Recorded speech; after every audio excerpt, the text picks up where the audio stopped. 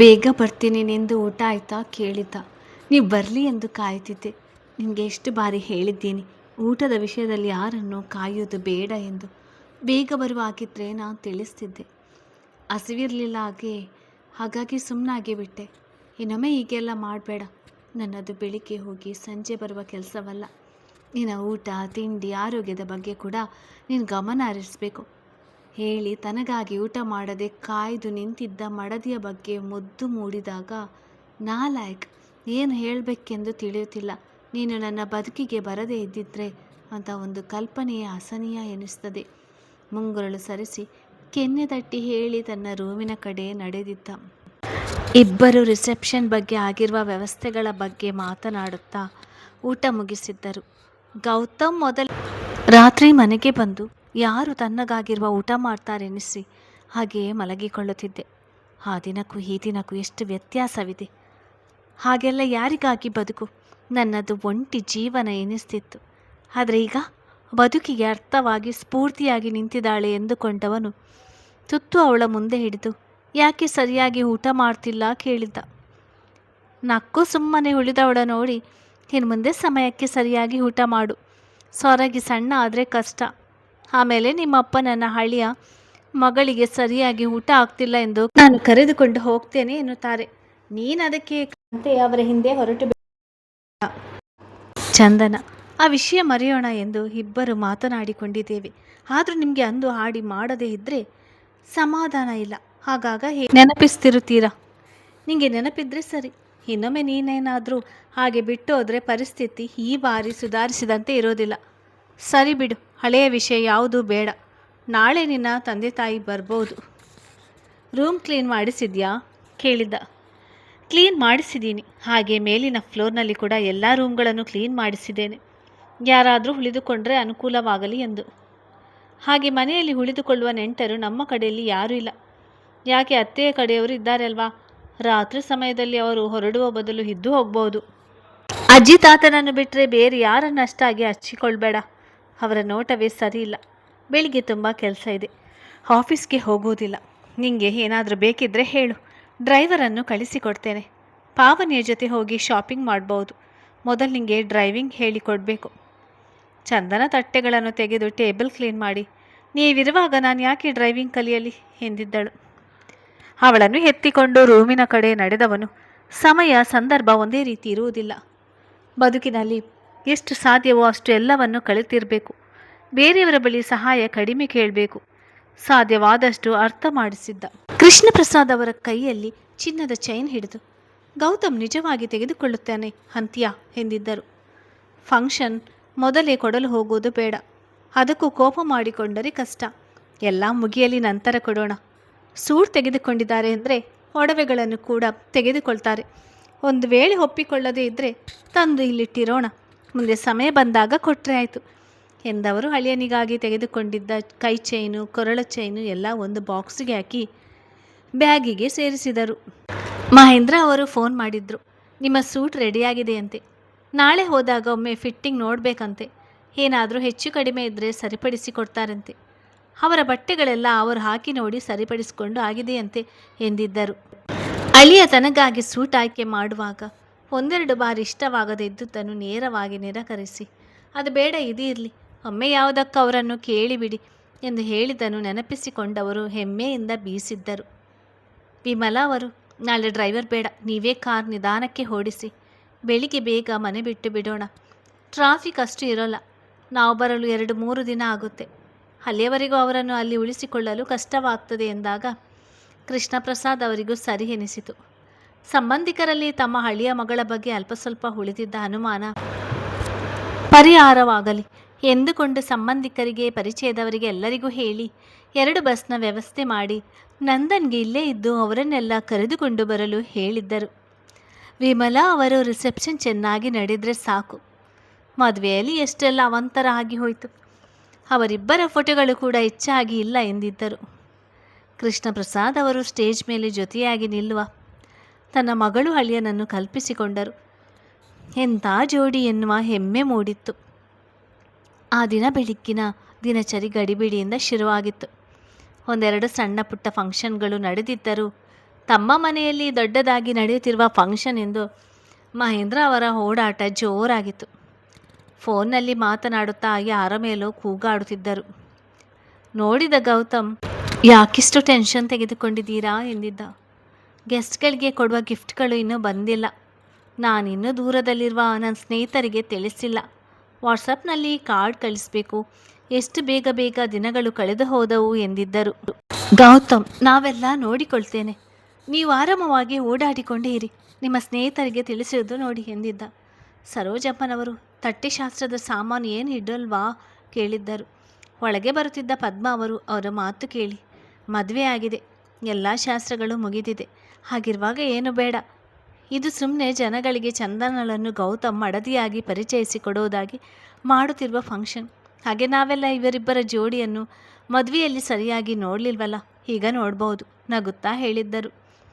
ಇಂದ್ರಾಣಿಯವರು, ಏನೋ ಟೆನ್ಷನ್, ಒತ್ತಡ, ಕೆಲಸಗಳನ್ನೆಲ್ಲ ಮರೆಯುತ್ತಿದ್ದೇನೆ, ಕೈಕಾಲೇ ಆಡ್ತಿಲ್ಲ.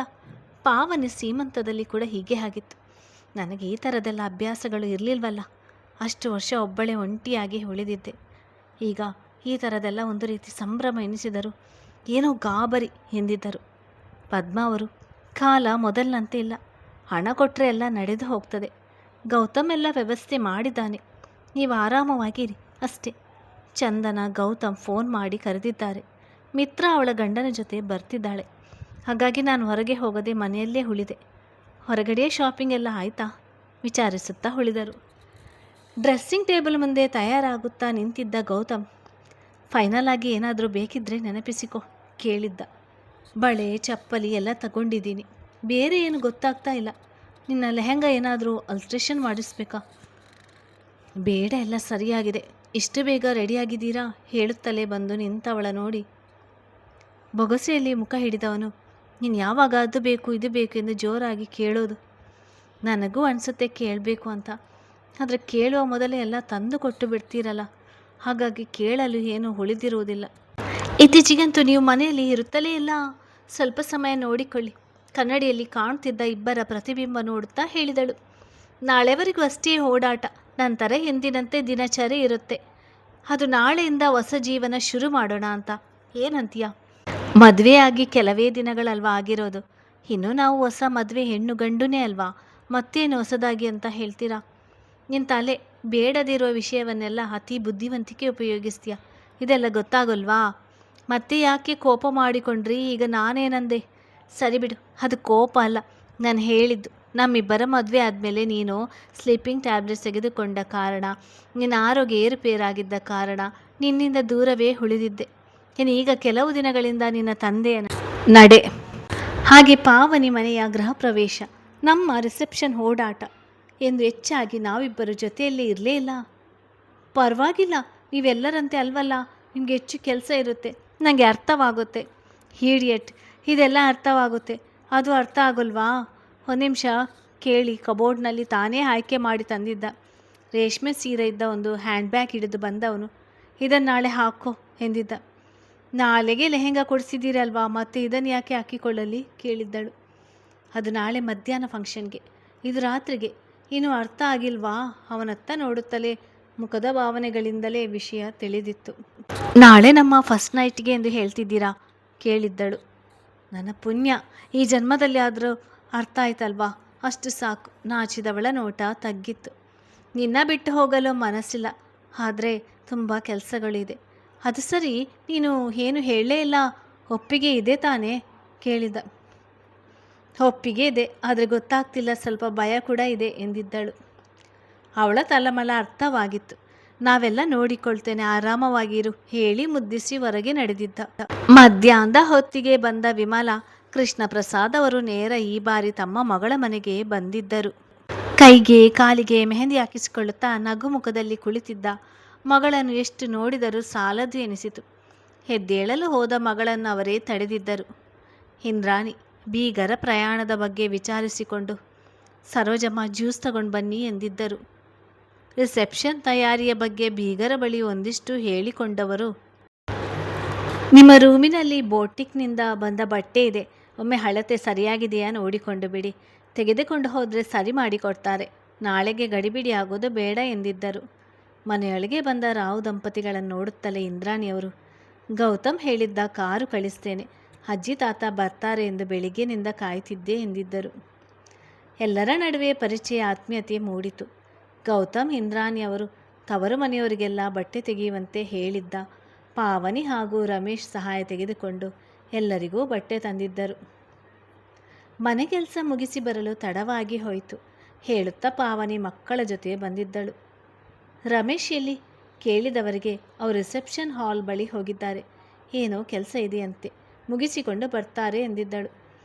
ನೀನು ಪ್ರಕೃತಿ ಎಲ್ಲ ಮೆಹಂದಿ ಹಾಕಿಸಿಕೊಳ್ಳಿ ಎಂದವರು ವಿಮಲಾ ಅವರ ಕಡೆ ನೋಡಿ, ನೀವು ಮೆಹಂದಿ ಹಾಕಿಸಿಕೊಳ್ಳಿ, ಪದ್ಮ ನೀವು ಕೂಡ ಮೆಹಂದಿ ಹಾಕಿಸಿಕೊಳ್ಳಿ ಎಂದಿದ್ದರು. ಆಫೀಸ್ಗೆ ಸಂಬಂಧಪಟ್ಟ ಅರ್ಜೆಂಟ್ ಕೆಲಸ ಒಂದು ಇದ್ದ ಕಾರಣ ಅದಕ್ಕೆ ಬೇಕಾಗಿದ್ದ ಫೈಲನ್ನು ಮನೆಯ ಲಾಕರ್ನಲ್ಲಿ ಇಟ್ಟಿದ್ದರಿಂದ ಮನೆಗೆ ಬಂದ ಗೌತಮ್ ನಗುವಿನ ಕಲರವದೊಂದಿಗೆ ತುಂಬಿದ್ದ ತನ್ನ ಮನೆಯನ್ನು ನೋಡಿ ಅನಿಸಿಕೆಗೆ ನಿಲುಕದ ಭಾವಗಳ ಅನುಭೂತಿಯ ಆಸ್ವಾದಿಸಿದ. ಈಗ ಎಲ್ಲರೂ ಆತ್ಮೀಯರೇ. ಇಷ್ಟು ದಿನ ಎಲ್ಲಿದ್ದರು ಇವರೆಲ್ಲ? ಹೇಳಿಕೊಂಡವನ ನೋಟ ನಿಂತದ್ದು ಚಂದನ ಕಡೆಗೆ. ಕಣ್ಣಿನಲ್ಲೇ ಕೇಳಿದ್ದಳು ಹೇಗಿದೆ ಎನ್ನುವಂತೆ ತನ್ನ ಕೈ ತೋರಿಸಿ. ರೂಮಿನ ಕಡೆ ನೋಟ ತೋರಿಸಿದವನು ಬಾ ಹೇಳ್ತೇನೆ ಎನ್ನುವಂತೆ ಸನ್ನೆ ಮಾಡಿದ್ದ. ನಿಮಗೆ ಬಾಯಿಯಲ್ಲಿ ಮಾತಿನ ಮೂಲಕ ಹೇಳುವ ಅಭ್ಯಾಸವೇ ಇಲ್ಲ ಎನ್ನುವಂಥ ಅನಿಸಿಕೆ ನೋಟ ಅವಳಿಂದ. ನನ್ನ ಶೈಲಿಯಲ್ಲಿ ನಾನು ಹೇಳ್ತೀನಿ ಎನ್ನುವಂತೆ ನೋಡಿದವನು ಅವಳ ಕಡೆಗೆ ನೋಡುತ್ತಾ ನೀರು ಬೇಕಾಗಿತ್ತು ತಗೊಂಡು ಬಾ ಎಂದಿದ್ದ. ಇಂದ್ರಾಣಿ ಅವರು, ಗೌತಮ್ ಅವಳು 2 ಕೈಯಲ್ಲೂ ಮೆಹಂದಿ ಬಿಡಿಸಿಕೊಂಡಿದ್ದಾಳೆ, ಹೇಗೆ ತಂದು ಕೊಡ್ತಾಳೆ? ಚೆನ್ನಯ್ಯನಿಗೆ ಹೇಳ್ತೀನಿ ಹೋಗು ಎಂದಿದ್ದರು. ಅಲ್ಲೇ ಇವರೆಲ್ಲರ ಸಂಭ್ರಮ ನೋಡುತ್ತಾ ನಿಂತಿದ್ದ ಚೆನ್ನಯ್ಯ, ಬಿಸಿ ನೀರು ಬೇಕಾ ತಣ್ಣೀರು ಬೇಕಾ ಎಂದವರು ಗೌತಮ್ ನೀರು ಕೇಳಿದ ಉದ್ದೇಶವೇ ಬೇರೆ ಎಂದುಕೊಂಡಿದ್ದರು. ಗೌತಮ್, 2 ಬೇಡ, ಅರ್ಜೆಂಟ್ ಕೆಲಸ ಇದೆ ಹೇಳಿ ಹೆಂಡತಿಯತ್ತ ಕೋಪದಿಂದ ನೋಡಿ ಹೋಗುವುದನ್ನು ಮರೆಯಲಿಲ್ಲ. ಚಂದನ, ಈಗ ಹೇಗೆ ಹೋಗಲಿ? ಇಲ್ಲಿ ಎಲ್ಲರೂ ಇದ್ದಾರೆ. ಸಾಲದಕ್ಕೆ ಹೋದರೆ ಮೆಹಂದಿ ಹಾಳಾಗಬಹುದು. ಏನಾದರೂ ಆಗಲಿ, ಹೋಗಿ ಎದುರು ನಿಲ್ಲುವುದು ಮುಖ್ಯ, ಇಲ್ಲದಿದ್ದರೆ ಇನ್ನೂ ಕೋಪ ಮಾಡಿಕೊಳ್ತಾರೆ ಹೇಳಿಕೊಂಡು ಎದ್ದು ನಿಂತಿದ್ದಳು. ಆದರೆ ವಿಮಲಾ ಅವರು ಅವಳಿಗೆ ಬೇರೆ ಕೆಲಸ ಹೇಳಿ ತಡೆದಿದ್ದರು. ಮನೆಯ ತುಂಬ ಎಲ್ಲೆಲ್ಲೂ ಸಡಗರ ಸಂಭ್ರಮ ತುಂಬಿ ತುಳುಕಿದಂತೆ ಕಾಣುತ್ತಿತ್ತು. ಎಲ್ಲರ ಬಾಯಲ್ಲೂ ಮರುದಿನದ ಫಂಕ್ಷನ್ ಬಗ್ಗೆ ಮಾತು. ತಯಾರಾಗುವ ಬಗ್ಗೆ, ಅಲಂಕರಿಸಿಕೊಳ್ಳುವ ಬಗ್ಗೆ, ಫೋಟೋ ತೆಗೆಸಿಕೊಳ್ಳುವ ಬಗ್ಗೆ ಎಷ್ಟು ಮಾತನಾಡಿದರೂ ಕಡಿಮೆಯೇ ಎನಿಸ್ತಿತ್ತು.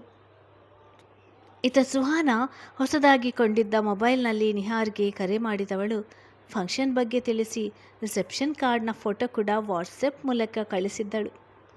ಆ ನಂಬರ್ಗೆ ಕರೆ ಮಾಡಿ ಮಾತನಾಡಿದ ನಿಹಾರ್, ನಿಮ್ಮ ಮನದಲ್ಲಿ ಏನಾದರೂ ಆಲೋಚನೆ ಇದೆಯಾ ಕೇಳಿದ್ದ. ನಾನೀಗ ರಿಸ್ಕ್ ತೆಗೆದುಕೊಳ್ಳಲಾರೆ.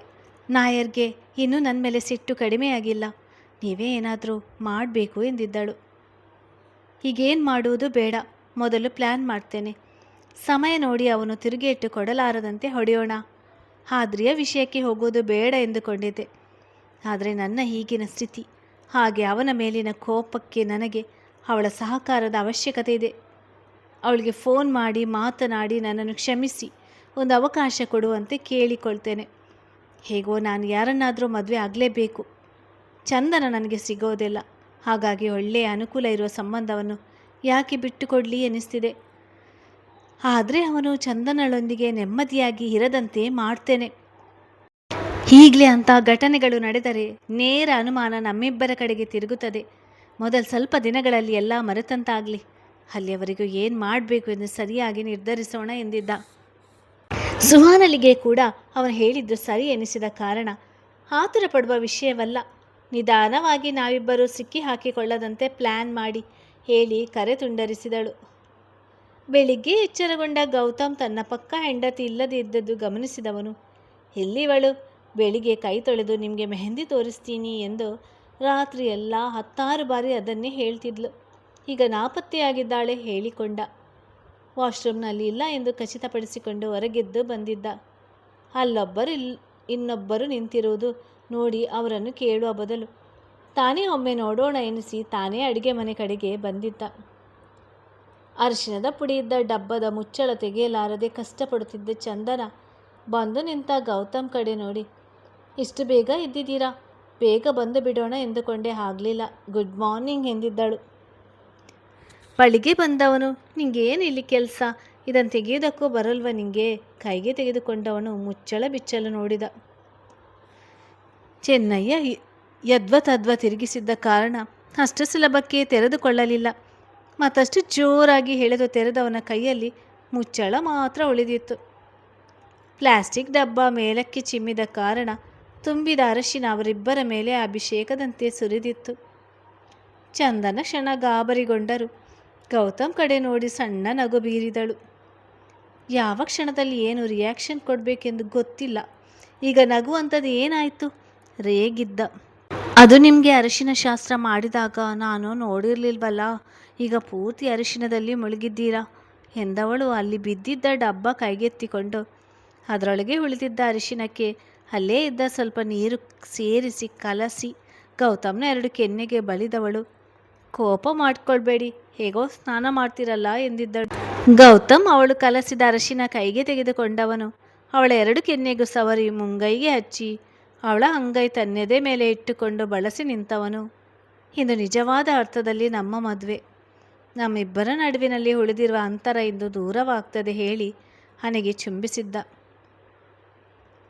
ತನ್ನ ರೂಮಿನಿಂದ ಎದ್ದು ಬಂದಿದ್ದ ಕೃಷ್ಣ ಪ್ರಸಾದ್ ಅವರು ಚೆನ್ನಯ್ಯನಿಗೆ 1 ಲೋಟ ಬಿಸಿ ನೀರು ಕೊಡುವಂತೆ ಹೇಳೋಣ ಎಂದುಕೊಂಡು ಅಡುಗೆ ಮನೆಯ ಬಾಗಿಲಿಗೆ ಬಂದಿದ್ದವರು ಅಳಿಯ ಮಗಳನ್ನು ಒಟ್ಟಿಗೆ ಹಾಗೆ ನೋಡಿ ಸಂಕೋಚಗೊಂಡು ಅಲ್ಲಿಂದ ಆತುರವಾಗಿ ತಿರುಗಿ ನಡೆದಿದ್ದರು. ಅವರ ಅಡುಗೆ ಮನೆಗೆ ಹೋಗಿ ಸುಮ್ಮನೆ ತಿರುಗಿ ಹೋಗುತ್ತಿರುವುದನ್ನು ಗಮನಿಸಿದ ಚಿನ್ನಯ್ಯ ಮುಜುಗರ ಪಟ್ಟುಕೊಂಡು ಅಡುಗೆ ಮನೆಯಿಂದ ಹೋಗೋದು ನೋಡಿದರೆ ಗೌತಮ್ ಏನಾದರೂ ಅಡುಗೆ ಮನೆಯಲ್ಲಿ ಫೋಟೋಶೂಟ್ ಶುರು ಮಾಡಿಕೊಂಡಿದ್ದಾನ ಹೇಗೆ? ಈಗ ನಾನು ಅಲ್ಲಿಗೆ ಹೋಗ್ಲಾ ಬೇಡವಾ ಯೋಚಿಸ್ತಾ ನಿಂತರು. ಕಥೆ ಮುಂದುವರಿಯುತ್ತದೆ. ಹಾಗೆ ಯಾರೆಲ್ಲ ನನ್ನ ಚಾನಲನ್ನು ಸಬ್ಸ್ಕ್ರೈಬ್ ಮಾಡಲಿಲ್ಲ ಅವರೆಲ್ಲ ದಯವಿಟ್ಟು ನನ್ನ ಚಾನಲನ್ನು ಸಬ್ಸ್ಕ್ರೈಬ್ ಮಾಡಿ, ಲೈಕ್ ಆ್ಯಂಡ್ ಶೇರ್ ಮಾಡಿ.